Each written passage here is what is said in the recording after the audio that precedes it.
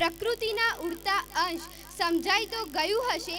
વાત છે કુદરતની ઉડતી સંરચનાની, આપની આસપાસ કલરવ કરતા, મીઠું સંગીત સંભળાવતા કુદરતી સંગીતકાર પંખીઓની। પંખીઓ ઊંચે આસમાને ઊંચી ઉડાન ભરે છે અને જમીન પર નાના નાના ડગલા પાડીને આપણને એકલતાનો અહેસાસ નથી થવા દેતા।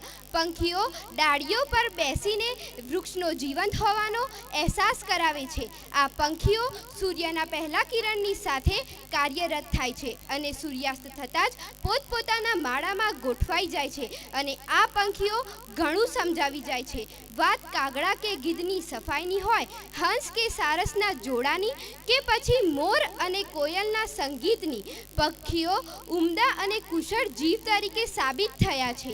પંખીઓ વગર હાથે પોતાની જરૂરિયાત માટે વૈવિધ્યસભર માળા બનાવી અચંબિત કરી દે છે અને જો વાત હોય કુદરતની એકબીજા પર નિર્ભર આહાર શૃંખલાની, તો પંખીઓમાં નાનકડી ચીડિયા પણ એટલી જ મહત્વની કડી છે। છતાં આ ઔદ્યોગિક હરણફાળ ક્રાંતિની વચ્ચે ક્યારેક આ નાના જીવો આહત થઈ રહ્યા છે અને તે આપણા પાસે થોડો સહારો માંગે છે।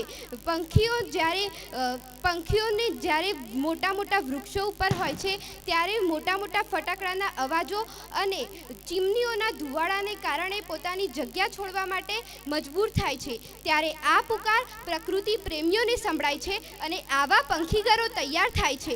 તે માટે દરેક પ્રકૃતિ પ્રેમીઓનો ખૂબ ખૂબ આભાર છે અને આ પ્રકૃતિ પ્રેમીને કારણે નાના નાના જીવોને એક સહારો મળે છે। જ્યારે લોકો ચણ નાખીને તેમને અહેસાસ કરાવી જાય છે, માનવના કારણે નાનકડા જીવોને પોતાના પર આત્મનિર્ભરતા ઘટી છે અને આપણા પર નિર્ભરતા વધી છે। માટે આ નાના પ્યારા જીવો માટે તમે કંઈક કરશો તેવી જાગૃતતા સાથે રાહી। Thank you.